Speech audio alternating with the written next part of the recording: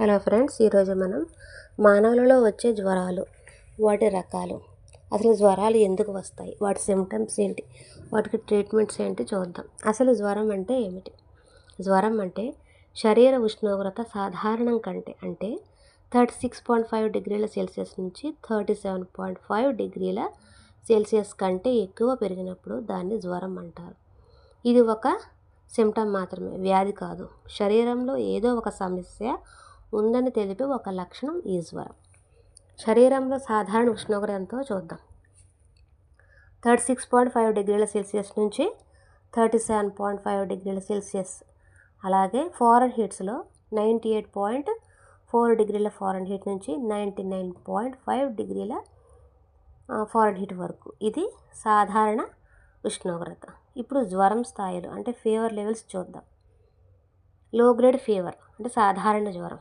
దీనిలో టెంపరేచర్ 37 డిగ్రీల సెల్సియస్ నుంచి 38.3 డిగ్రీల సెల్సియస్ వరకు. అదే ఫారెన్ హీట్లో 99.5 నుంచి 100.9 డిగ్రీల ఫారెన్ హీట్ వరకు. ఈ ఫీవర్లో సాధారణంగా చిన్న ఇన్ఫెక్షన్స్, అలసట, వాతావరణ మార్పుల వల్ల ఈ ఫీవర్ అనేది వస్తుంది.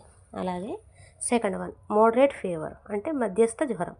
దీనిలో టెంపరేచర్ 38 డిగ్రీల సెల్సియస్ నుంచి 39.4 డిగ్రీల సెల్సియస్ వరకు.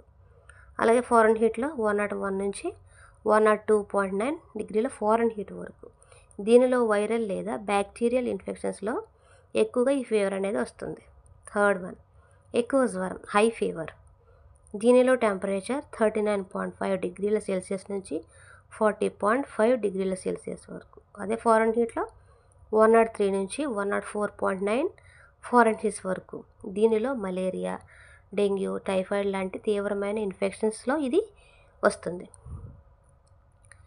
ఫోర్త్ వన్ తీవ్ర అత్యధిక జ్వరం, వెరీ హై ఫీవర్. దీనిని హైపర్పైరిక్సీ అని కూడా అంటారు.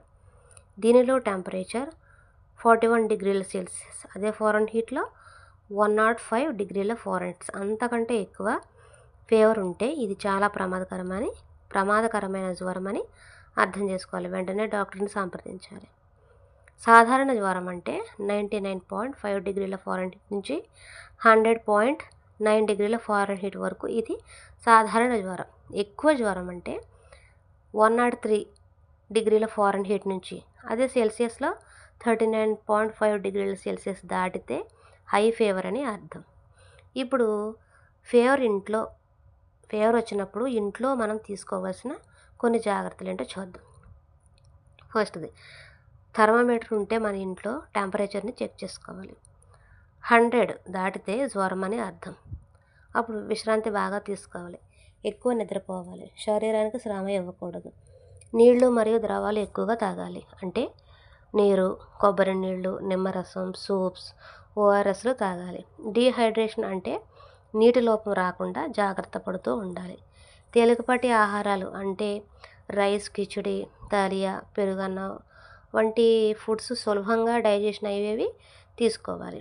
అలాగే masala foods, deep fry items, అలాగే చల్లని ఐటమ్స్ కూడా కొంచెం అవాయిడ్ చేయాలి. బాడీని చల్లపరచాలి. అంటే చల్లని నీళ్లతో తడిగుడ్డను నుదుటి మీద, మెడ మీద, అలాగే అండర్ ఆర్మ్స్లో, కాళ్ళపైన పెట్టాలి.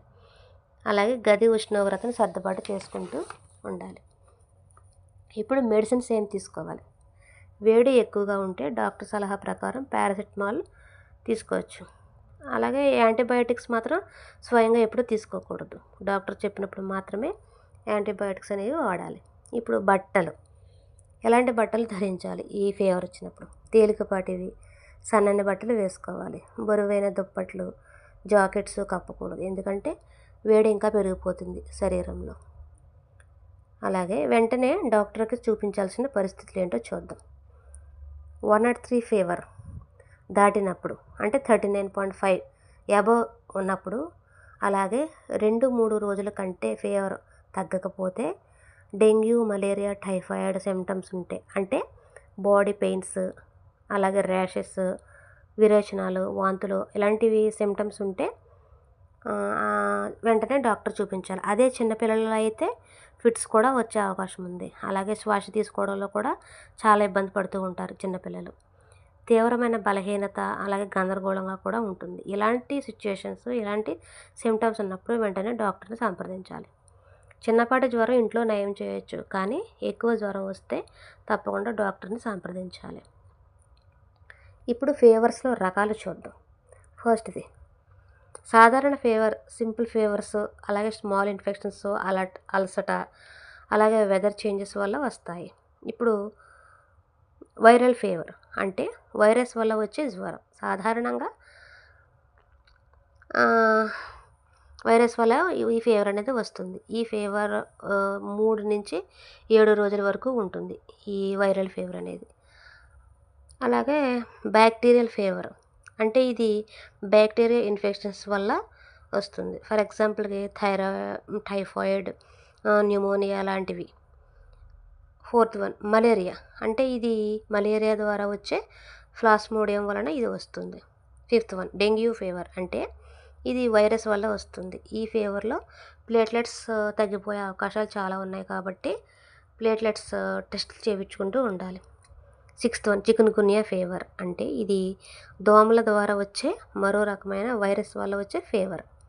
సెవెంత్ వన్ టైఫాయిడ్ ఫీవర్ అంటే కలుషితమైన ఆహారం, వాటర్ ద్వారా వచ్చే బ్యాక్టీరియా, అలాగే సాల్మొనెల్లా టైఫీ అనే బ్యాక్టీరియా వల్ల ఇది వస్తుంది.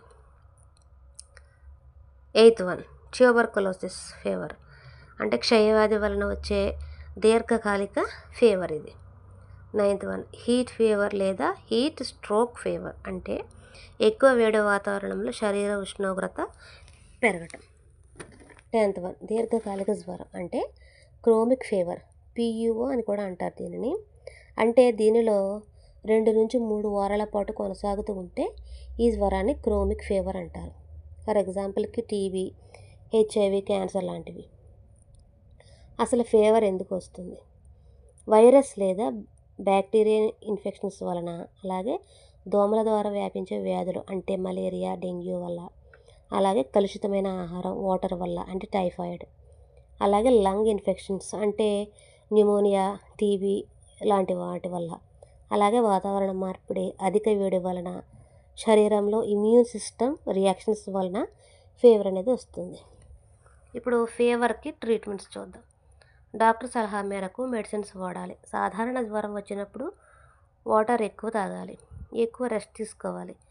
బాడీ హీట్ని తగ్గించే ట్యాబ్లెట్స్ డాక్టర్ సలహా మేరకు మాత్రమే తీసుకోవాలి. వైరల్ ఫీవర్స్ ఇవి యాంటీబయాటిక్స్ వాడినా పనిచేయవు కాబట్టి